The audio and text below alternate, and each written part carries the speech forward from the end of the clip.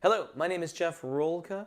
I want to thank you for checking out my video. A couple weeks ago, I did a Tools of the Trade video on the Royer R10 ribbon mic, which I had recently acquired. I got the mic in an effort to get, for lack of a better way of putting it, more smoother, creamier sounding acoustic guitars. Despite my best efforts using a variety of condenser microphones of large and small diaphragm capabilities, I just was always kind of missing something. So I got the Royer R10, which is set up right here in front of me. I'll throw a picture on screen now so you can have a closer look at it. This is a fairly middle of the price point ribbon microphone. And ribbon mics are notoriously low in output. Now, most microphones have a low output. Dynamic microphones can have something as low as 1 millivolt, I believe. Condensers are usually set much higher than that, but I digress. The Royer, like many other ribbon mics, has a low output, and so what they market are these devices that you can insert in your signal chain between the microphone and your preamp.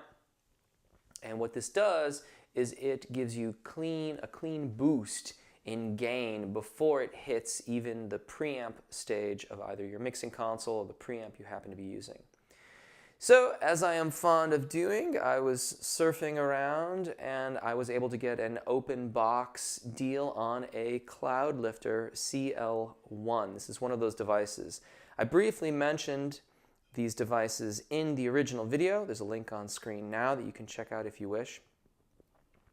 As a means by which to not only boost gain, but also protect the microphone. I believe that modern ribbon mics can take it if you inadvertently turn phantom power on when they are plugged directly into your mixing console. Vintage ribbon mics, that didn't always work out so well. Now, it's advisable that you check your manufacturer's specifications in whatever ribbon mic you happen to be choosing if you decide to get one. Make sure that it can either, withstand the inadvertent turning on of phantom power, or make sure that you have a really good process of getting it up and running so that you don't have an accident and cost yourself several hundred or even $1,000 or more dollars on your ribbon mic.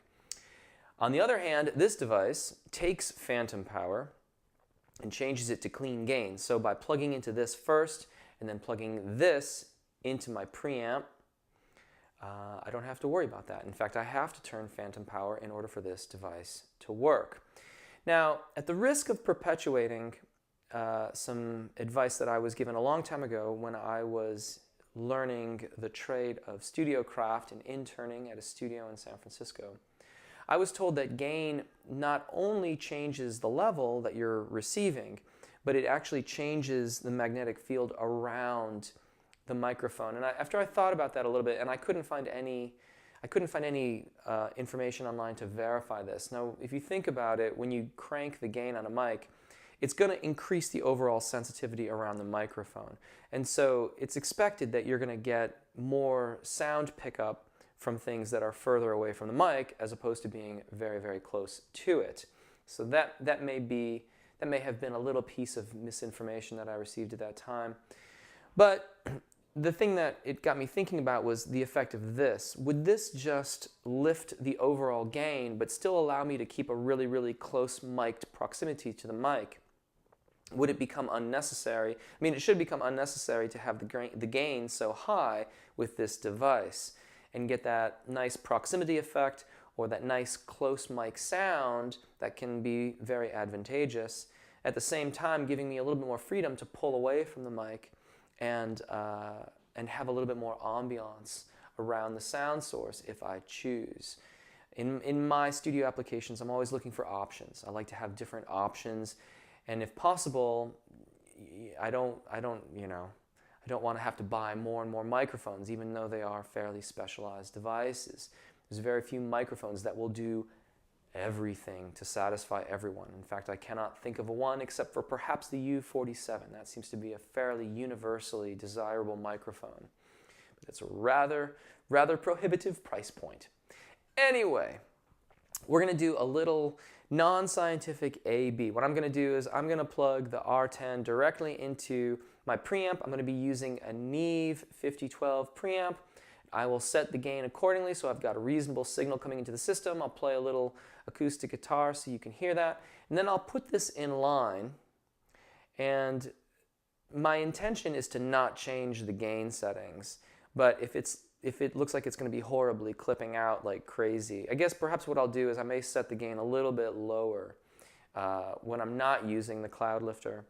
And that way I can plug it directly in and we'll get a nice A-B where I don't touch anything on the preamp. Okay, so I've got the R10, and this is going directly into the Neve 5012. It has 36 dB of gain. You can see I've got the R10 positioned about 10 inches or so from the 12th fret, pointing directly at the guitar. And I will mute my lav mic so that you're only hearing the R10. And let's have a listen.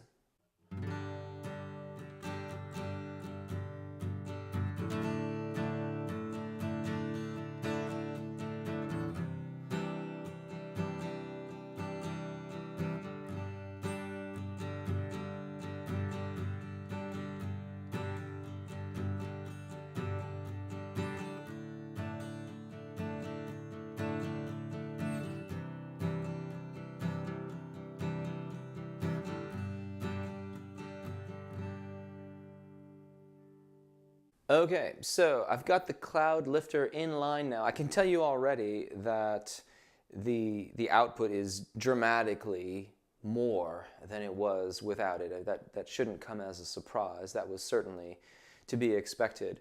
Whether or not it's definitively a 25 dB boost, again, this is not the most scientific of experiments. I don't have it on a meter of that particular kind, but I can tell you that in Reaper, which is the digital audio workstation I use, it's gone from being maybe max halfway up of illuminating the VU meter, the yellow lights that show you your level coming into the system, to tapping out the red on some of the downstrums. So I haven't touched a thing on the preamp. It's still set for 36 dB.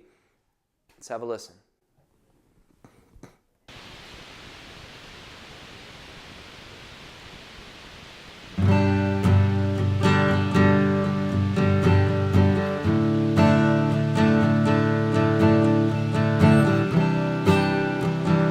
Well, that was a bit of a surprise, I must admit. I hadn't actually had a chance to test out that device before making these videos. I only got it a couple days ago. So after I did the recordings and I went back to listen to what it sounded like, the funny thing is that the VU meters, or the level indicator, the meter there in Reaper, didn't indicate that kind of hiss was coming through. But having listened to it, I double-checked all my connections and double-checked my cables, which is just what you do. You know, you do all these things before you start trying to figure out what would in fact went wrong. And wired up the mic without it and checked that again, and it was fine, and all that kind of stuff. And yeah, looks like this open box didn't end so well.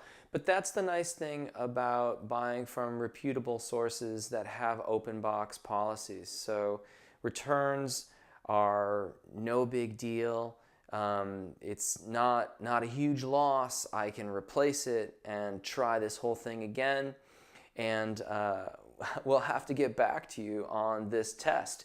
You could, of course, hear that the guitar was quite a bit louder, but obviously entirely unusable with all that hiss and stuff like that. So there you go. That's what a Cloudlifter sounds like when it doesn't really work out. Thanks so much for watching. This was certainly a surprise to me, and I hope it was still educational. I know that I normally do warm-up videos. You can hear my voice is utterly not up to it this week, but it is kind of sexy, if I do say so myself. But I digress. Thank you so much for watching. Take really good care of your voices. Enjoy singing, and hopefully we'll see you again. Bye.